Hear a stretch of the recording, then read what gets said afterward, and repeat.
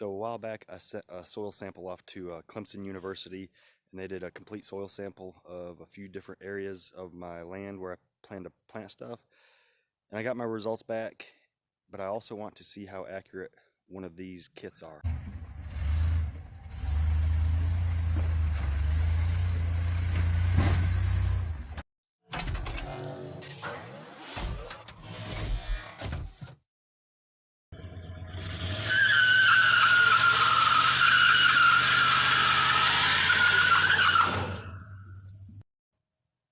So that's why we're going to use this soil test kit to see how accurate it is versus the Clemson lab results. And I'll be able to amend my soil, hopefully, and use this soil test kit to make sure I'm headed in the right direction. Alright, so this kit comes with these little test tubes and they have little lines on them. So what we're going to do is we're going to fill this one up to this bottom line with dirt. And then we're going to put these little capsule in. And then we're going to put distilled water all the way up to this top line. And we're going to close it up and then shake it up and let it sit.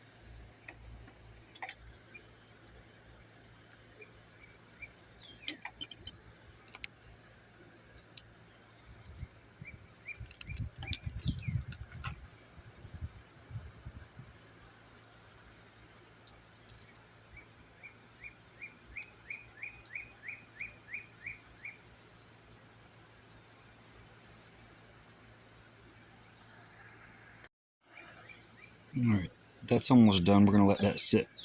In the meantime, we are going to get everything else ready for our NP and K.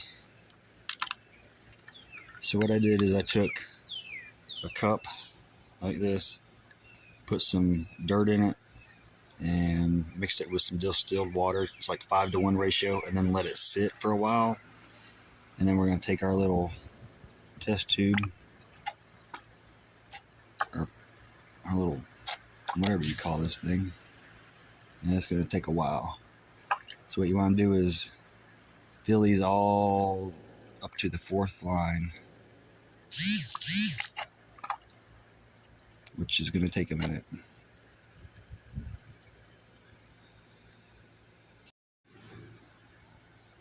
Alright, so we have these filled up. Like I said, I mixed the 5 parts water to 1 part dirt, and then let it sit and settle. So now we're gonna carefully open these aggravating pills.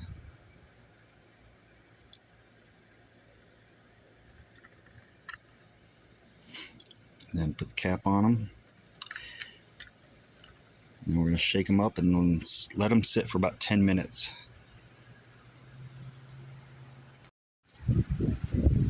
Alright, so we have those mixed up and shook them up for a while, let them sit.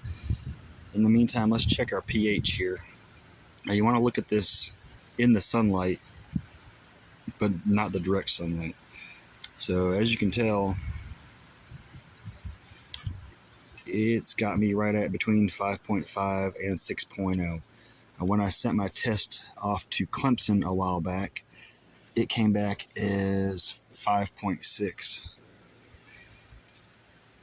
So my guesstimate is this is actually fairly accurate. Now there are some things to take into consideration. One, you don't have to let your soil dry before you do these tests. It helps because the soil will be more manageable trying to get it in these little test tubes.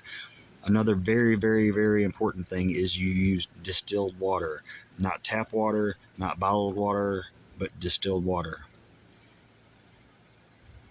Again, Clemson said I'm at 5.6, and this is definitely in the range between 5.5 and 6.0. Pretty close to 5.5. So now we will let our NPK tests set for about 10 minutes, and then we will check them versus our chart. Also, in this kit, gives lots of detailed instructions on what to do with your results, which that information is all over the internet.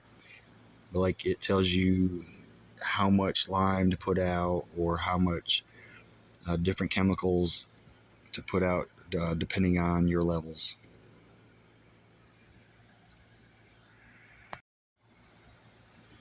Alright, so we have let these sit for a good little while. Now I do have to have another thing to mention is, in my Clemson agricultural results from when I sent my soil sample off, they do not list nitrogen on there. I am not sure why, because nitrogen is one of the most important factors when trying to grow vegetables. So this first test is nitrogen. So I have nothing to compare this to as far as lab results. And as expected, it is very low, of course. Next is phosphorus.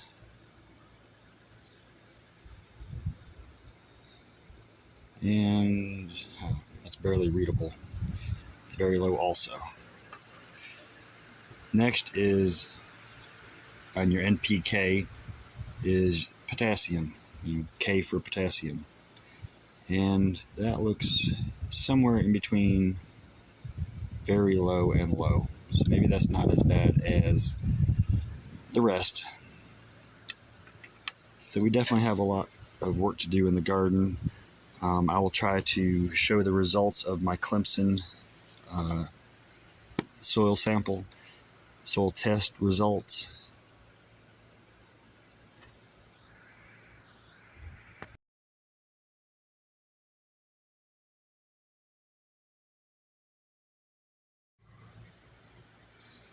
So my main goal with doing this test was to see if these big box stores pH test and soil test kits were accurate. It's kind of aggravating every time you want to test your soil that you have to send it off, wait, spend $8, whatever. This little kit was like $12 to $15. It comes with 10 little capsules for each, which is your pH and your NPK. And what your NPK is, like if you buy a bag of fertilizer, say it's 10, 10, 10. The first number is N, which is nitrogen. The second number is P for phosphate, and then the last number is K for potassium. So say you were low in nitrogen, okay on phosphorus, and high or medium on potassium, you'd want like an 852 fertilizer. So my overall conclusion on these big box store soil test kits is they are fairly accurate. The main thing is you have to follow the rules 100%. Definitely use distilled water. Definitely use a fresh soil sample. If you dig some dirt up and then let it sit too long, things can change. But these are definitely very accurate, and I will be using these again in the future. Thanks for watching.